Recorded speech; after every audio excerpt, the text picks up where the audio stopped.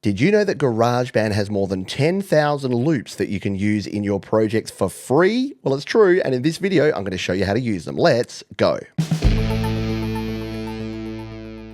When you download GarageBand, you already have a bunch of loops, but if you want even more, go to the sound library and you'll be presented with all of the different loop packs. To download a pack, simply tap on it and hit the download button. I've got them all already, so let's dive in and show you how to use them. To add an Apple loop here in GarageBand, go to the audio recorder, go into Tracks View here, and then tap on the loops icon in the top right corner. To add a loop to our project, simply tap and hold on the loop, drag and drop onto a new track, and then hit play.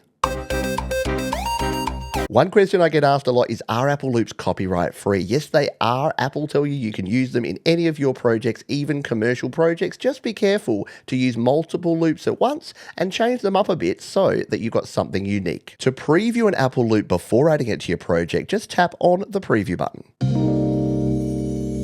If you really like an Apple loop, you can tap on the heart button and that will add it to your favorites. To view all of your favorites, just tap the heart up the top here and it will filter down to just your favorite loops. Now you can import your own audio files and I cover that in another video, but in this one, we're focusing on the Apple loops. With more than 10,000 loops, being able to search is very important. So if you've got a search term you want to put in here, let's say we want to search for funk, just type it in, hit enter, and all of the loops with funk in them will be displayed. And to remove that search, just hit the X.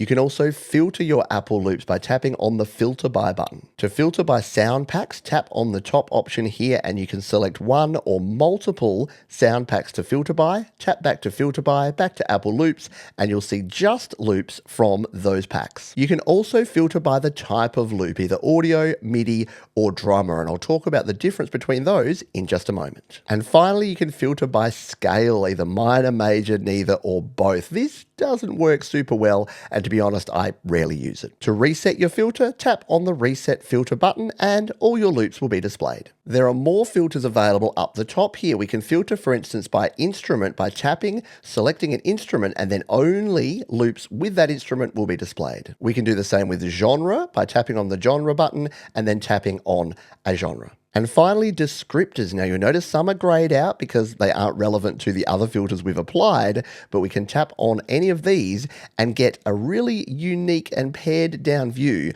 of just those types of loops. Let's now talk about those three different types of loops, starting with an audio loop. Once added to your project, we can tap again, and we've got all of the editing options here in GarageBand. I cover all of these in detail in other videos, which you'll find linked in the description. However, audio loops have their own separate settings which we can adjust here. We can change the gain to increase or decrease the volume. We can adjust the speed to 2 times to 4 times, or even down to 1/4 which can make it very interesting. We can turn looping off and back on, and we can follow the tempo and pitch, which means that it will follow whatever key signature we have set in the project. We can also reverse our loop to get a pretty interesting sound,